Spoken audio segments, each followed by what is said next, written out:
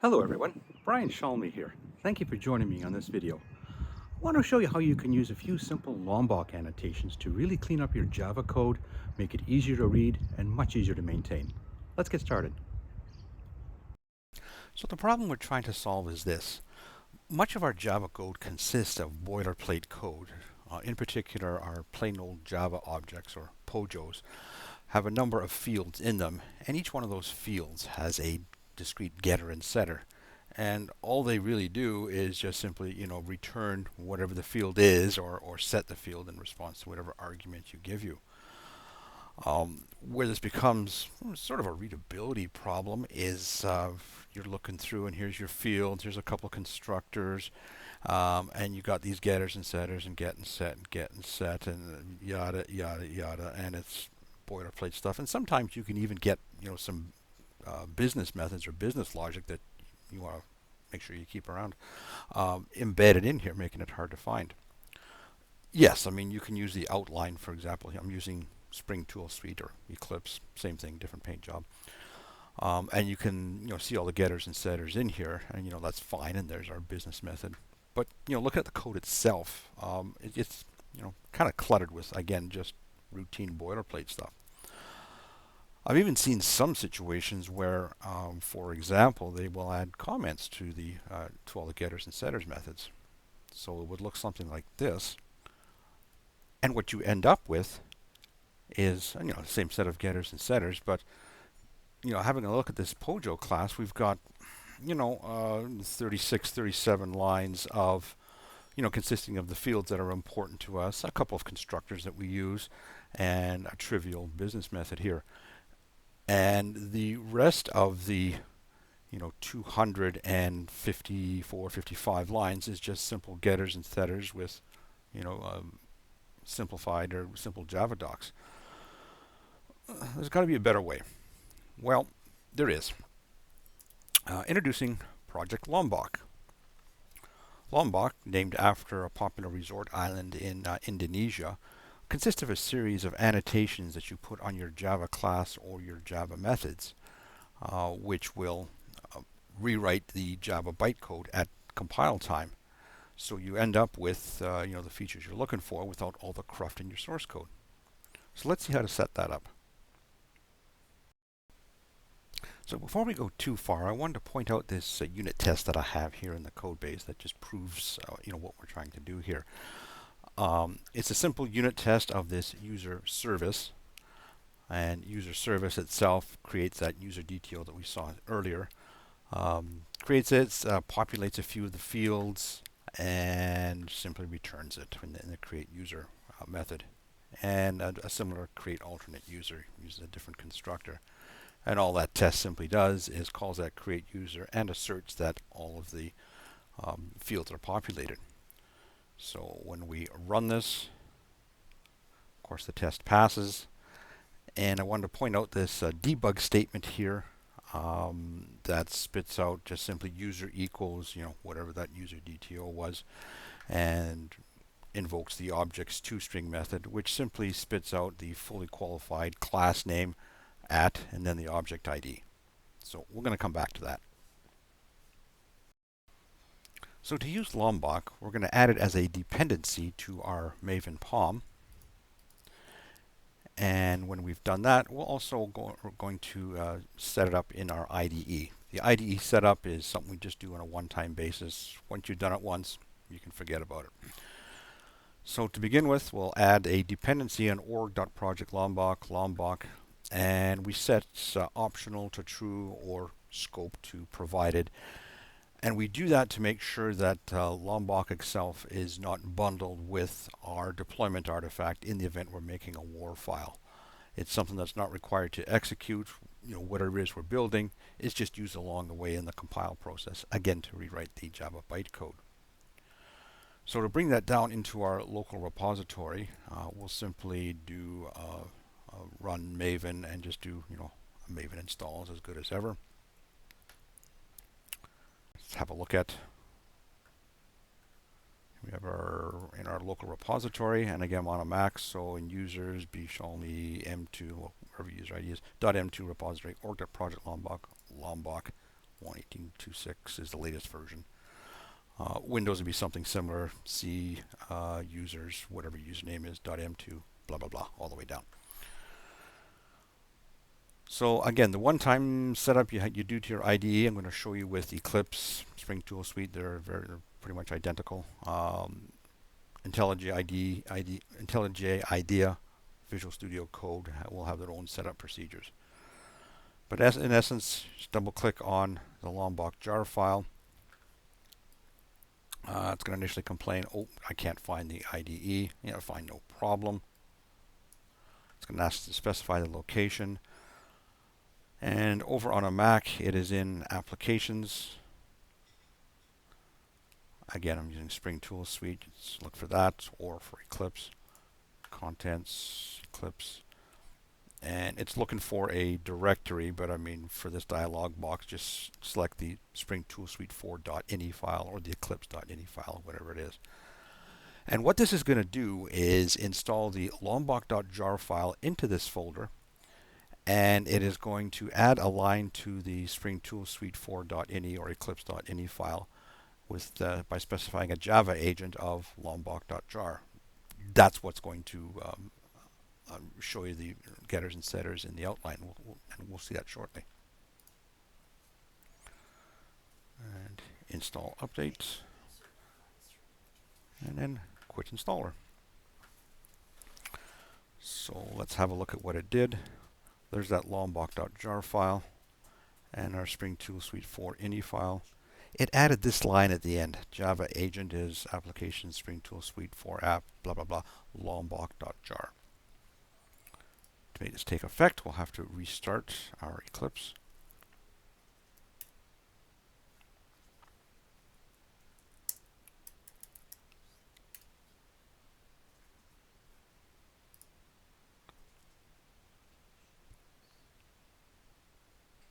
And we're back.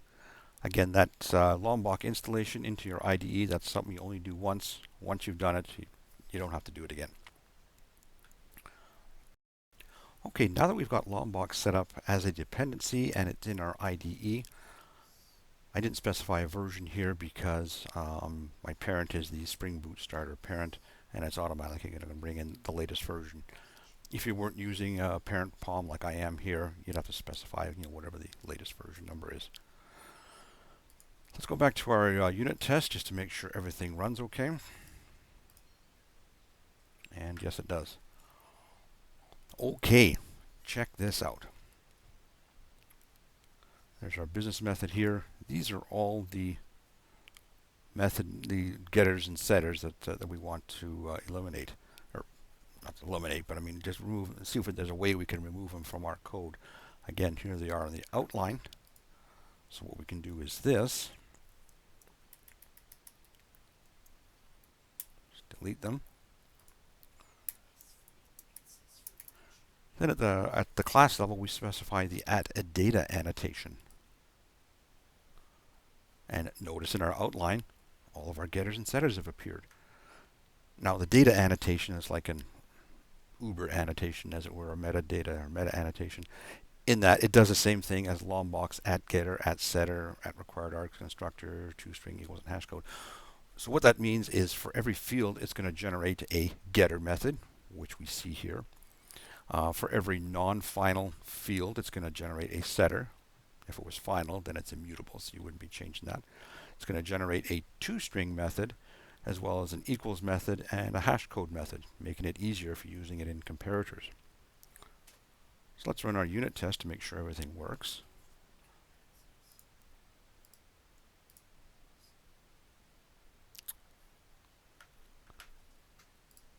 Let's save it first. And the test works. Notice the logging debug statement that we had here just outputted user equals user, which invoked ultimately the object's toString method. Well, thanks to that Lombok @data annotation, it's coded a toString method, and what it did, you notice it right here, user DTO, username is whatever, first name, middle name, last name. It simply took all of the fields you specified in the order that you specified them and constructed a toString method that will spit out the values to standard out, making it much easier to read, much easier to deal with. Now, if you wanted to have your own two-string method, you can code that, and Lombok will politely back off and let you do your thing. For example,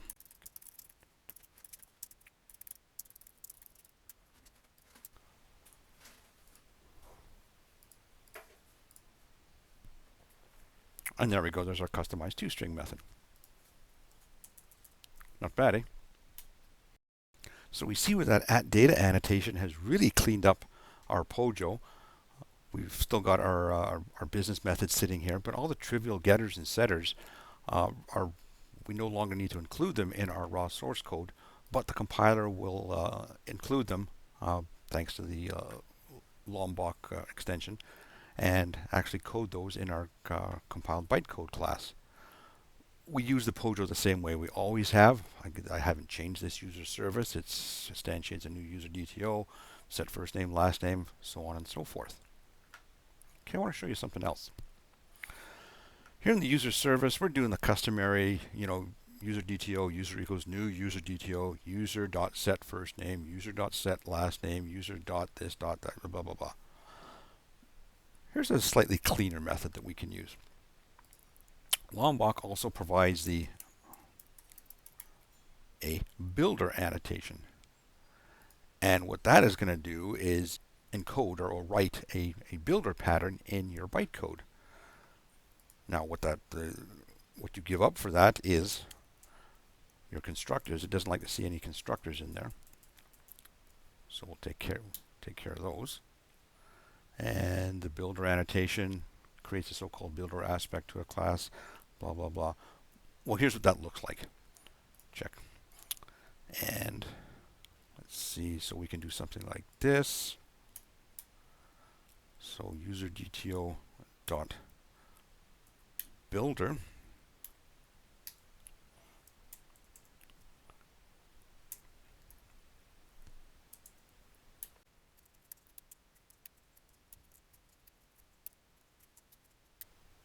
And there we go.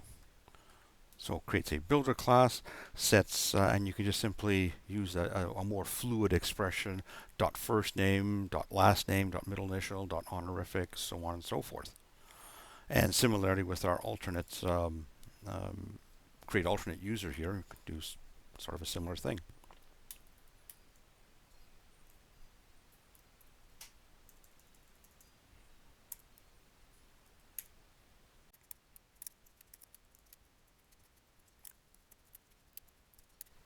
And there we go, a simple, fluid, sort of dot notated builder pattern that does the same effect, but it's a little easier to read.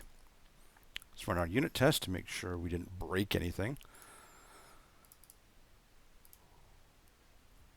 And we notice that still runs. And the third annotation I wanted to show you is how you can have an annotation that would automatically create a logger field. Here's how that works.